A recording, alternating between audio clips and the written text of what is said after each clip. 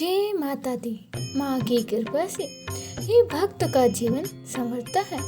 जो श्रद्धा से सत्य सती का पाठ करता है उसके जीवन से सभी संकट दूर होते हैं और सुख समृद्धि की प्राप्ति होती है। भाई और बहनों, जब जब कोई भक्त पूरी निष्ठा और विश्वास के साथ देवी माँ का स्मरण करता है, माँ उसकी हर पुकार सुनती है।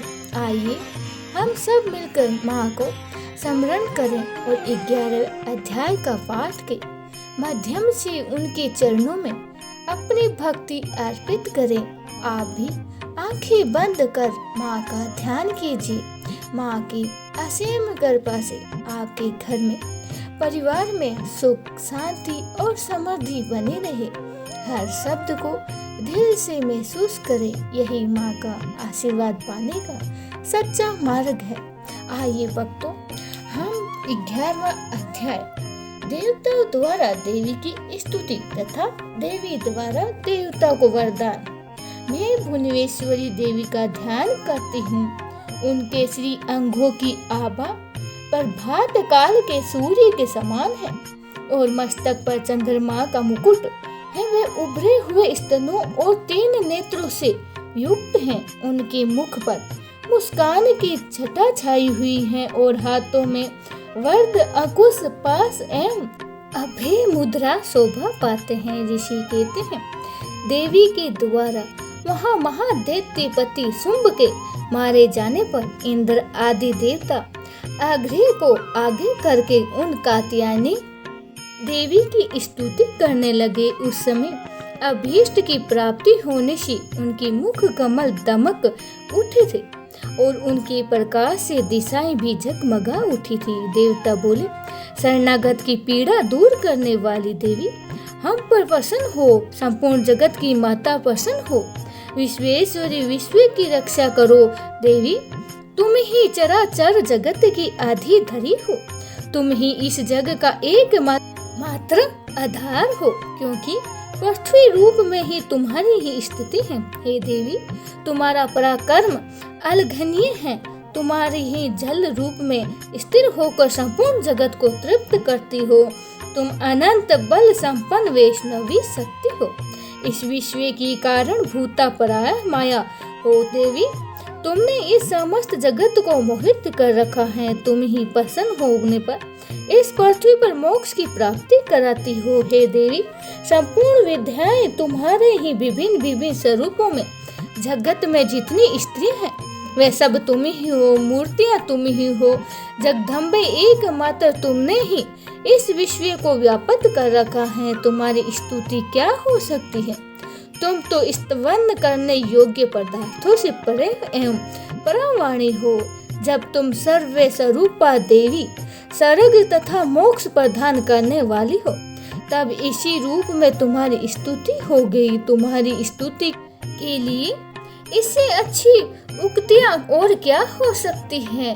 बुद्धि रूप से सब लोगों के हृदय में विराजमान रहने वाली तथा स्वर्ग एवं मोक्ष प्रदान कराने वाली नारायणी देवी, तुम्हें नमस्कार है। काला काष्ठा आदि के रूप से कर्मस परिणाम की ओर से ले जाने वाली तथा विश्व का उपसंहार करने वाली समर्थ नारायणी, तुम्हें नमस्कार है। हे नारायणी, तुम सब प्रकार का मंगल प्रदान करने वाली हो। मंगलमयी हो, कल्याणदायिनी हो, शिवा हो। सब पुरुषोत्पातों में सिद्ध करने वाली शरणागत वत्सला, 3 नेत्रों वाली एवं गौरी हो।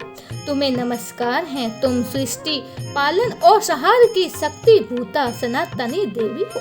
गुणों का आधार तथा सर्व गुणमयी हो। नारायणी हो, तुम्हें नमस्कार है।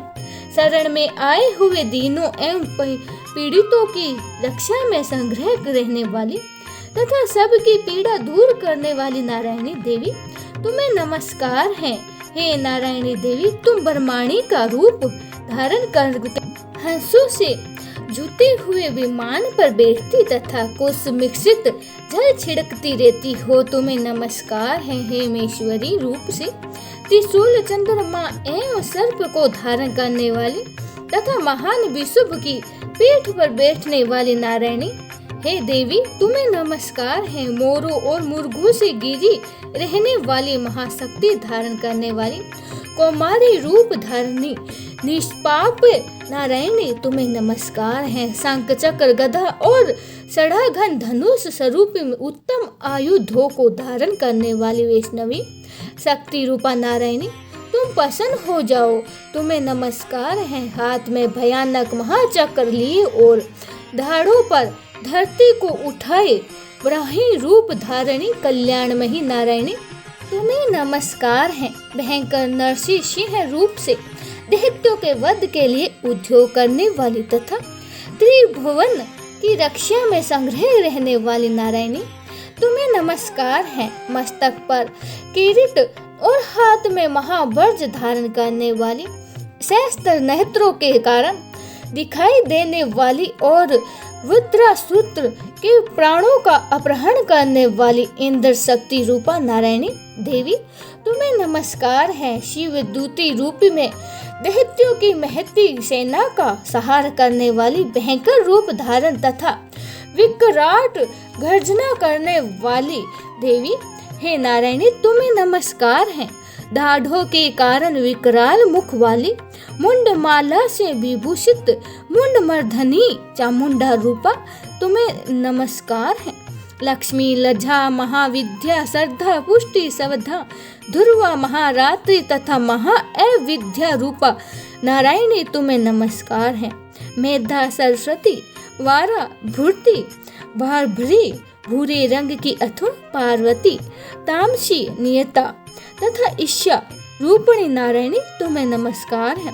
सर्वेश रूपा, सर्वेश्वरी तथा सब प्रकार की शक्तियों से संपन्न दिव्य रूप दुर्गे देवी सब भय से हमारी रक्षा करो तुम्हें नमस्कार है।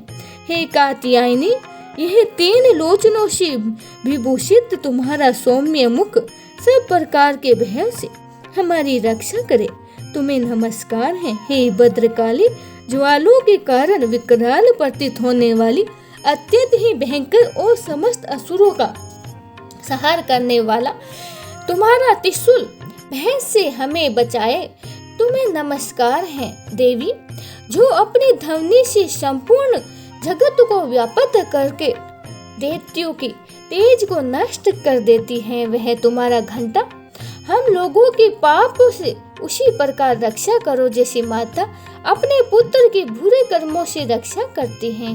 हे चंडी की, तुम्हारे हाथों में सुशोभित खड्ग जो असुरों के रक्त और चर्बी से चर्चित है, हमारा मंगल करे, हम तुम्हें नमस्कार करते हैं। हे देवी, तुम प्रसन्न हो पर सब रोगों को नष्ट कर देती हो और कुपित होने पर मनोवांछित फल और सभी कामनाओं का नाश कर देती हो। जो लोग तुम्हारी शरण में आ चुके हैं उन पर विपत्ति तो आती ही नहीं है। तुम्हारी शरण में गए हुए मनुष्य दूसरों की शरण देने वाले हो जाते हैं। हे देवी अम्बिकी, तुमने अपने स्वरूप को अनेक भागों में विभक्त करके नाना प्रकार के रूपों में जो इस समय इन धर्मद्रोही महादैत्यों का संहार किया है, वे सब दूसरी को कौन कर सकती हैं। विद्याओं में ज्ञान को प्रकाशित करने वाले, शास्त्रों में तथा आदि वाक्य वेदों में तुम्हारे सिवा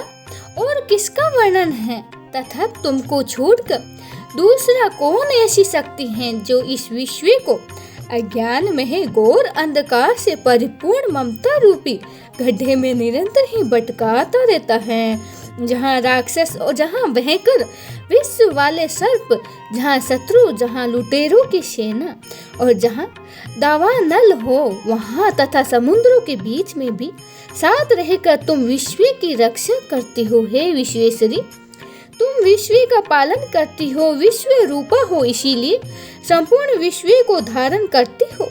तुम भगवान विश्वनाथ की वंदनीय हो। जो लोग भक्ति पूर्वक तुम्हारे सामने मस्तक झुकाते हैं, वे संपूर्ण विश्व को आश्रय देने वाले होते हैं। हे देवी, प्रसन्न हो जाओ। जैसे इस समय असुरों का वध करके तुमने शीघ्र ही हमारी रक्षा की है, उसी प्रकार सदा हमें शत्रुओं के भय से बचाओ। संपूर्ण जगत का पाप नष्ट कर दो और उत्पात एवं पापों के फलस्वरूप प्राप्त होने वाले महामारी आदि बड़े बड़े उपद्रवों को शीघ्र ही दूर करो। विश्व की पीड़ा दूर करने वाली देवी, हम तुम्हारे चरणों पर पड़े हुए हैं। हम पर प्रसन्न हो। त्रिलोकी निवासी की पूजनीय परमेश्वरी, सब लोग वंदना करते हैं और हम लोगों को वरदान दो। देवी बोली, देवताओं, मैं वर देने को तैयार हूँ। तुम्हारे मन में जिसकी इच्छा हो वे वर मांग लो। संसार के लिए उस उपकार वर को मैं अवश्य दूंगी।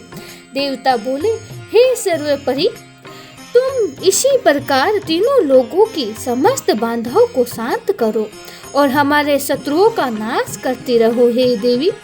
देवी बोली, देवता, वेवसत मनंतर के 28वें युग में शुंभ और निशुंभ नामक के 2 अन्य महादैत्य उत्पन्न होंगे।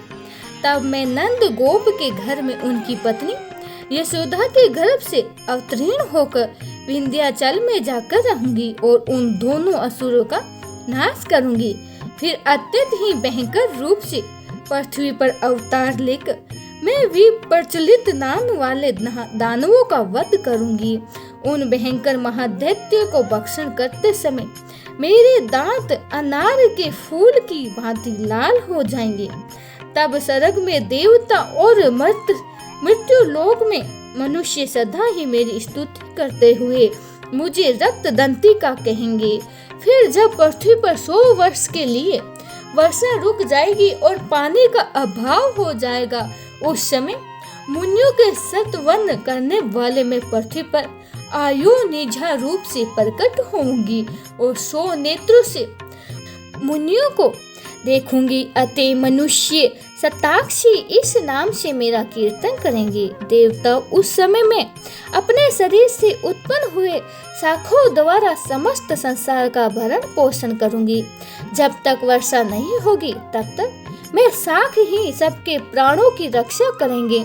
ऐसा कहकर कारण पृथ्वी पर शाक संभरी के नाम से मेरी ख्याति होगी। उसी अवतार में मैं दुर्गम नामक महादैत्य का वध करूंगी। इससे मेरा नाम दुर्गा देवी के रूप से प्रसिद्ध होगा। फिर मैं जब भीम रूप धारण करके मुनियों की रक्षा के लिए हिमालय पर रहने वाले राक्षसों का भक्षण करूंगी, उस समय सब मुनि भक्ति से नतमस्तक होकर मेरी स्तुति करेंगे। तब मेरा नाम भीमा देवी के रूप में विख्यात होगा। जब अरुण नामक दैत्य 3 लोकों में भारी उपद्रव मचाएगा, तब मैं तीनों लोकों का हित करने के लिए 6 पैरों वाले असंख्य भ्रमरों का रूप धारण करके उस महादैत्य का वध करूंगी। उस समय सब लोग मुझे भामरी के नाम से चारों ओर मेरी स्तुति करेंगे। इस प्रकार जब जब संसार में दानवी बाधा उपस्थित होगी, तब तब अवतार लेकर मैं शत्रुओं का संहार करूंगी। इस प्रकार श्री मार्कंडेय पुराण में सार्वजनिक मनंतर की कथा के अंतर्गत देवी महात्म्य में देवी स्तुति नामक 11वां अध्याय समाप्त हुआ।